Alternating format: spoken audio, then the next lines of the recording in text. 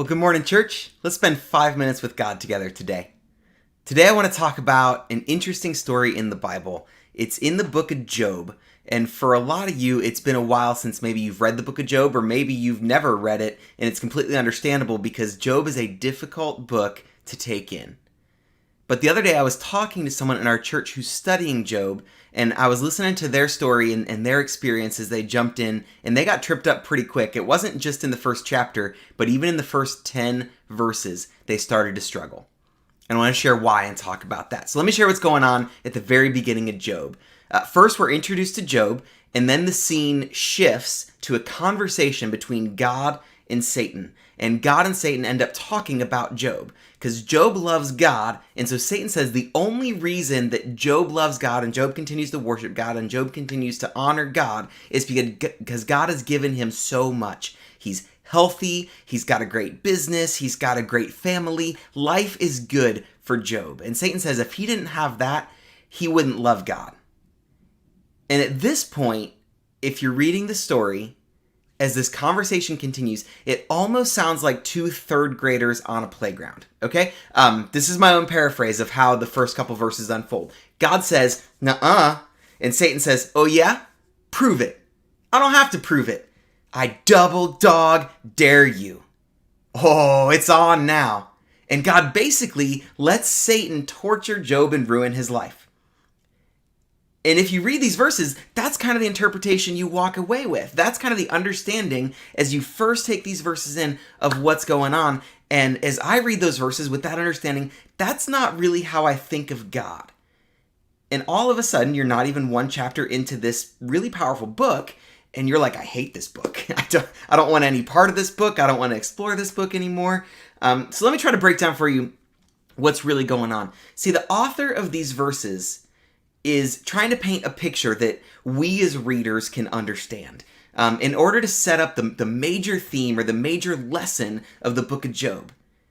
Because remember, the person who wrote Job, the person who wrote this book, they weren't standing in heaven listening to this conversation between Satan and God. They're not standing there watching this unfold, right? The author is trying to help us as the reader understand what's going to unfold, not just in the first chapter of the story, but over the next 41 chapters of the book as well. Remember, we got a long way to go before we get to the end, right? We got tripped up early. So think of it this way. When we picture God, it's usually as like an old man with a big full white Santa Claus type beard and a long flowing robe with some Birkenstocks on his feet. You know, that's generally the image that comes to mind when you ask someone to describe what God might look like. And if we think about Satan, we think about the devil is red with horns on his head and he's carrying a pitchfork and he's got a really bad like goatee and mustache. But of course, if we think about it, we understand that's not really what they look like. These are just images that help us wrap our brains around who they are and what this might look like, because it's so hard for us to understand the idea of what a conversation in heaven between God and Satan might look like. But the problem is when we limit ourselves to our own imaginations, when we limit ourselves to our own picture or our own understanding of what this is, we often miss the entire point. And so I want to backtrack us for a second and just share this, because I think this is not only a powerful way to understand Job, but it's a powerful word of hope for your day to day, for the week ahead, and for our lives in general. So here is the lesson, the purpose of the entire book of Job, right? God is not trying to prove a point to Satan. This is not some bet they have going over whether Job is still gonna be in love with God or not, right? God has nothing to prove to Satan. But with this work, with this book, with these words, God is trying to prove a point to you. See, Job ended up going through a lot of stuff. Man. And if you read the book, you'll understand it was bad for Job. And this causes Job to go through all these seasons of trial, of doubt, of anger. He spends a lot of time asking, where is God in the midst of my trouble?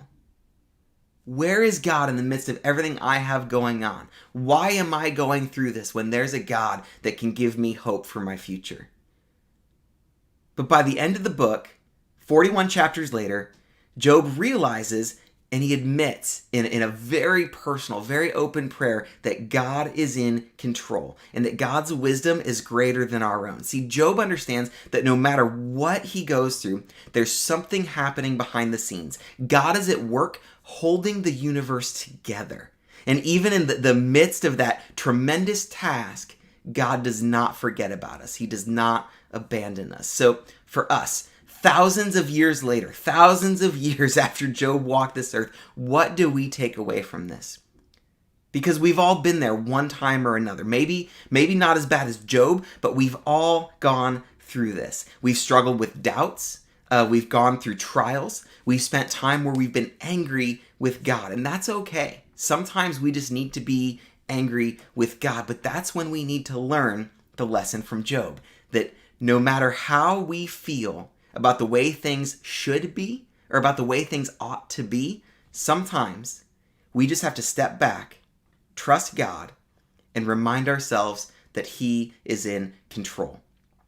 And that's really hard to do, but it is also such a great word of hope, and I hope it brings you hope in your day today. God bless you, church.